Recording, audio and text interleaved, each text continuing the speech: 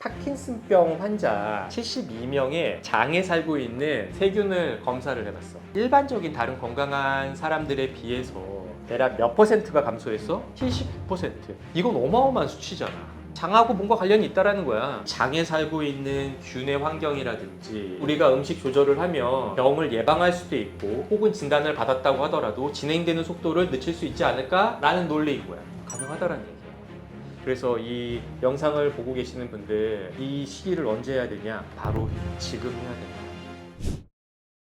이PD, 오늘은 파킨슨병 환우분들이 좀 궁금해하는 부분일 것 같긴 해. 거기에 대해서 이제 얘기를 나눌 건데, 지난 시간에 파킨슨병이 어떻게 시작되는지에 대해서 브라크 가설에 대해서 한번 얘기를 나눴잖아. 파킨슨병은 어디서 시작한다 그랬어? 장이랑 후각신경에서 시작한다 그랬잖아. 거기에 이어서 얘기를 한번 나눠볼게. 파킨슨병 환자는 거의 대부분이 변비를 앓고 있고, 파킨슨병 진단 받기도 전에 10년, 20년 전부터 변비라는 증상을 거의 대부분을 다 깔고 있다는 거지. 그래서 과학자들이 어떤 생각을 했냐면은 손떨림은 뭐 10년, 20년 후에 시작되니까 파킨슨병이 장이나 코에서 시작된 거 아니야? 라고 생각한 과학자가 있다 그랬잖아. 실제로 그랬고, 그래서 2003년도에 있는 독일의 신경과에서 이게 좀 유명한 사건인데 파킨슨병으로 돌아가신 환자분들의 해부를 한번 해본 거야. 그랬더니 머리 쪽에 당연히 도파민 신경세포가 알파 시뉴클레인에 의해서 다 망가진 거는 너무나 당연한 얘기겠지? 그건 다 예상을 했는데 장에 있는 신경세포와 코 쪽에 있는 신경세포들이 역시나 알파 시뉴클레인에 의해서 망가졌다는 걸 확인한 거지. 그 가설이 바로 브라크 가설이었고, 파킨슨병 시작은 장하고 후각신경에부터 시작해서 점점 미주신경을 타고 뇌관으로 가서 점점 뇌에 깊숙한 곳, 뇌내 전반에 다 퍼진다라는 이게 가설인 거야. 여기 있는 게 장에 있는 이 미주신경이라고 생각하면 되고, 알파 시뉴클레인이고, 미주신경 즉 장에 있는 신경세포를 먼저 망가뜨린 다음에 고속도로를 타고 뇌 중심까지 가서 여기까지 도착했을 때 알파시뉴클레인이 어떤 일이 벌어져? 도파민 신경세포가 죽고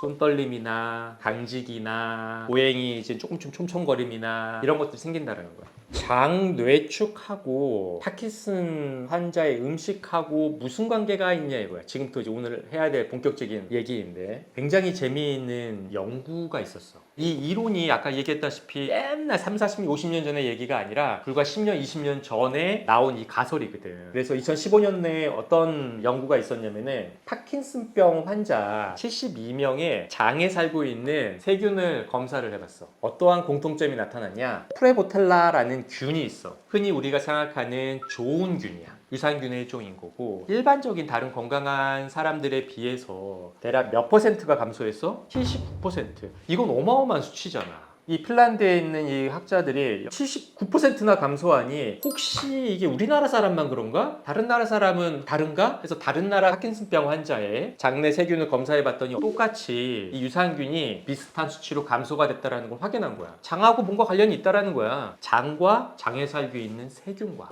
2016년도에 더 재밌는 실험이 있었어요. 미국에 있는 캘리포니아 공대에서 이 실험을 했는데 쥐를 가지고 파킨슨병을 만들 수가 있어. 약물을 주입하면 도파민 신경세포가 망가지는 거 아주 쉽게 얘기하면 파킨슨병을 만든 이 양 쥐에다가 파킨슨병 환자의 대변이지. 거기에 세균이 있을 거 아니야.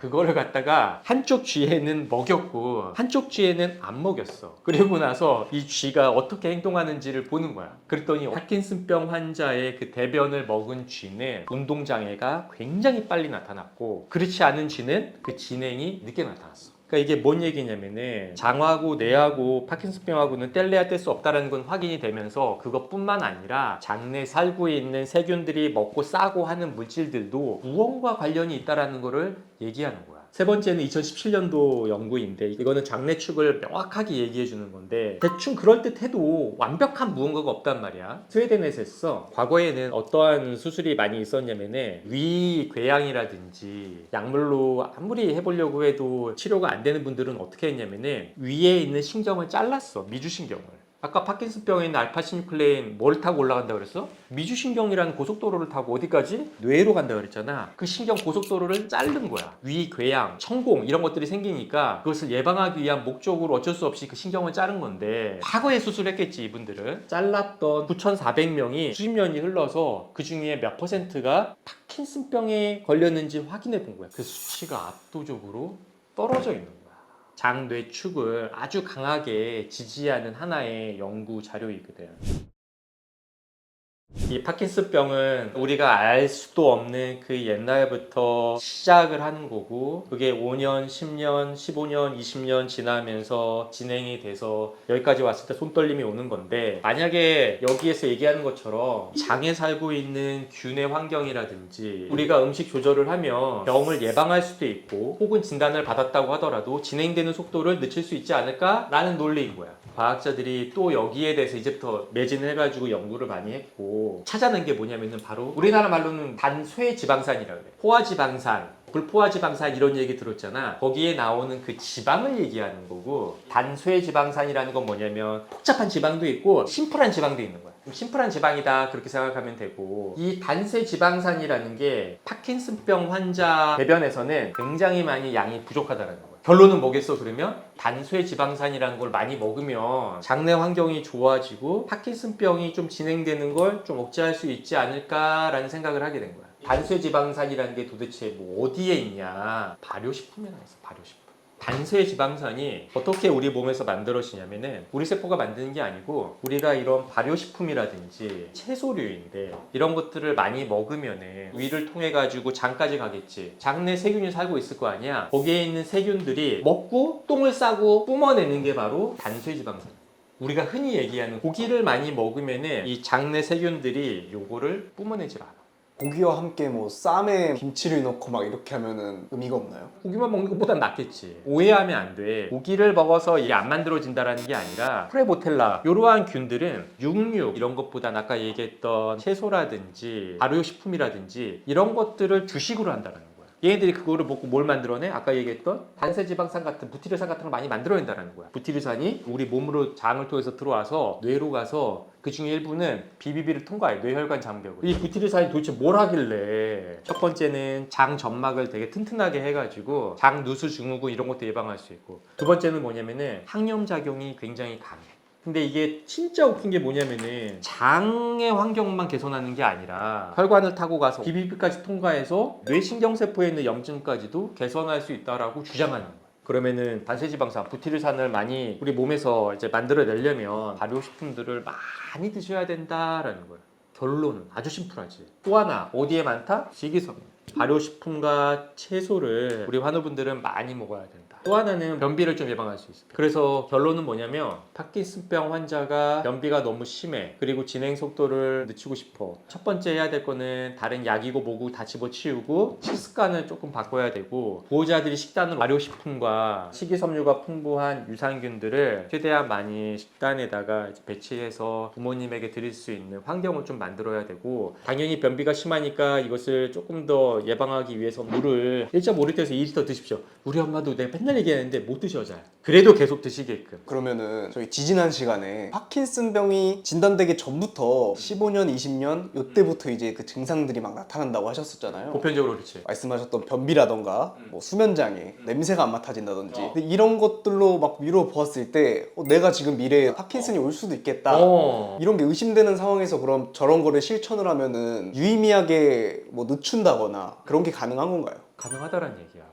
내가 여기 소개를 안 했는데 다음번에 유튜브 찍을 때 얘기하는 건데 이런 것을 그냥 음식으로도 먹을 수 있어. 세균도 만들어내지만 장내 우리가 음식으로 먹을 수 있어. 대표적인 게 뭐냐면은 올리브유 같은 거. 올리브유 얘네들을 많이 먹는 민족들이 있어. 기중의 식단 맨날 얘기잖아. 그 사람들은 실질적으로 파킨슨병 유병률이 어떨 것 같아? 낮다라는 거야. 그 사람들이 파킨슨 걸리기 싫어가지고 그거 먹는 건 아니겠지만 먹다 보니까 그러한 질환들이 발병률이 쭉쭉쭉 다른 나라에 비해서 떨어져 있다는 거지. 파킨슨병이 항상 그래. 예방이 최선이라고 하지만 흔히 얘기하는 변비라는 게 그거 하나 가지고 내가 20년 후에 파킨슨병 걸릴지 모르겠네. 변비 있다고. 그렇게 어떻게 얘기할 수가 있겠어. 너무나 흔한 이건 증상이잖아. 파킨슨병 때문에 이런 걸 먹을 이유는 없겠지만 또 이러한 식습관을 가지면은 심혈관, 뇌혈관 장애가 발생률이 어마어마하게 떨어져. 심장병, 고혈압, 당뇨, 고지혈증 이런 것들이 그냥 쭉쭉쭉 다 떨어져. 파킨슨병도 파킨슨병이지만 뭐 겸사겸사 다 좋으니까 이런 식습관을 갖는 거는 나쁘지 않은 것 같아. 진단 이후에 예를 들어 원장님 어머님 같은 경우는 이제 15년 동안 레보도파 용량이 4배가 늘어났잖아요. 그런 속도도 늦출 수 있다는 거네요. 그 얘기를 하는 거야. 물론 이건 쥐 실험이지만 파킨슨병을 만들어 놓은 거야, 이 두 쥐를. 그리고 한쪽 쥐에는 어떻게 했어? 파킨슨병 환자의 대변을 먹이고 하나의 쥐는 그냥 일반 사료를 준 거야. 그랬더니 병의 진행이 어디가 훨씬 빨랐어? 파킨슨병 환자의 대변. 그 대변에 뭐가 있는데? 세균들이야. 걔네들이 만들어낸 여러 가지 물질들. 그게 어마어마하게 질환을 가속시켰다라는 거거든. 이게 바로 이 실험이 그거를 증명하는 실험이거든. 좋은 거 먹었더니 진행이 덜 됐고, 더러운 거 안 좋은 거 먹었더니 진행이 빨랐고. 그래서 우리도 똑같이 여기 환경을 좋게 하는 좋은 것들을 먹으면 진행이 되는 속도를 늦추지 않을까? 라는 걸 시사하는 굉장히 유명한 연구 결과. 아까 이 PD가 그러한 식단 많이 하면은 파킨슨병이 예방될 수 있나요? 라고 얘기했잖아. 근데 실제로 어떠냐면은 이러한 식단이 유의미한 효과를 내려면은 진행이 덜 됐을 때 해야 돼. 진행이 호에냐 등급에서 4단계를 넘어선 분들은 진행하는 속도를 늦춘다라는 게 거의 어려워. 왜냐면 이미 다 점령됐기 때문에. 너무나 많이 일해서 여기에 뭘 한다고 한들 간의 기별이 안 가는 거야. 근데 진단받기 좀 초기인 경우, 예를 들면 호에냐 등급이 1단계나 2단계다. 약만 먹으면 생활하는데 큰 문제가 없어. 웨어링 오프도 없고 이러신 분들은 이러한 식단 조절을 하게 되면은 굉장히 많은 시간을 늦출 수 있다는 거. 이게 매우 중요해. 그래서 이 영상을 보고 계시는 분들 이 시기를 언제 해야 되냐? 바로 지금 해야 된다는 거.